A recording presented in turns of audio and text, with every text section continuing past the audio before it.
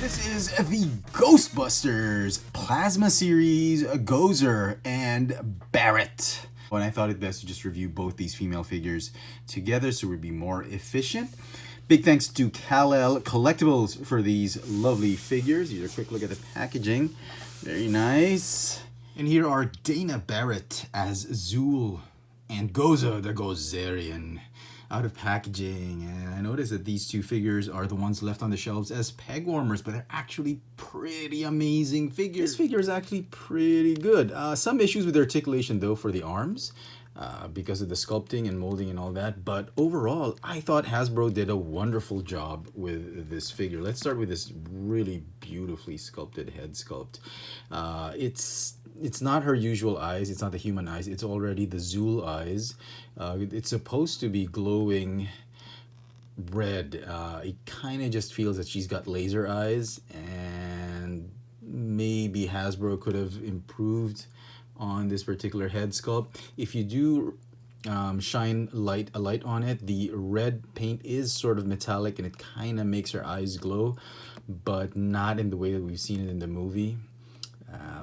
It needs a little bit of work, but as it is, it's good. This is as good as it gets, folks. I love this sculpt. I love the hair sculpt. It's so 80s.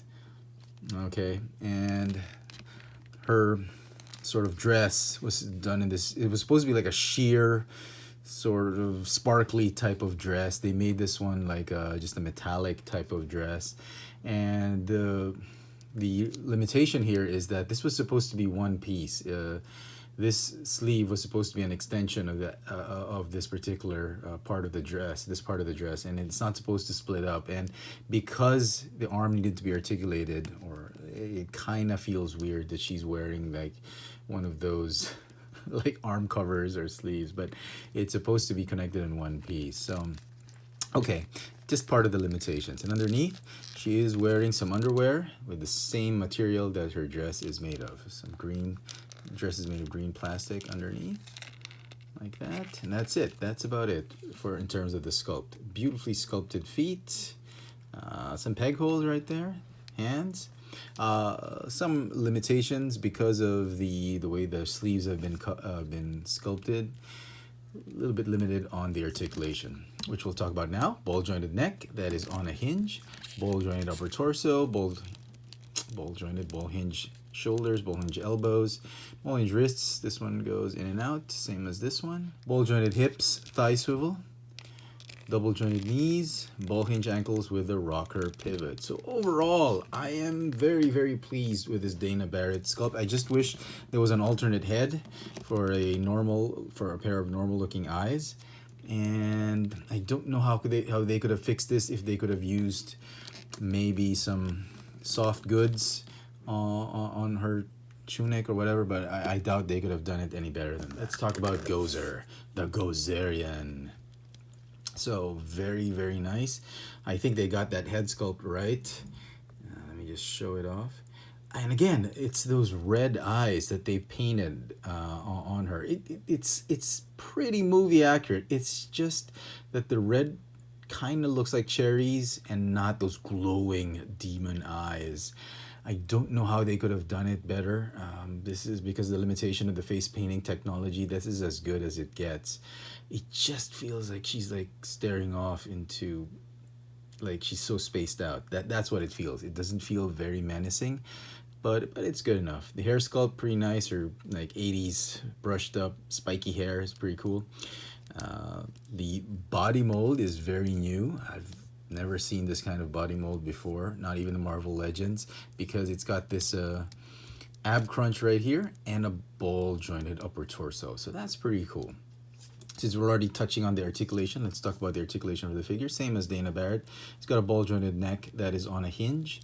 Again, ball joint upper torso, hinge, Ab crunch, ball hinge shoulders, ball hinge elbows, ball hinge wrists that go in and out, ball jointed hips, thigh swivel, double jointed knees, ball hinge ankles with the rocker pivot. The rocker pivot is like very vertical as a pin, so it just kind of rotates this way instead of rotating at an angle. So just be very careful with that. Those things I think would be prone to breakage if you try to bend them too much.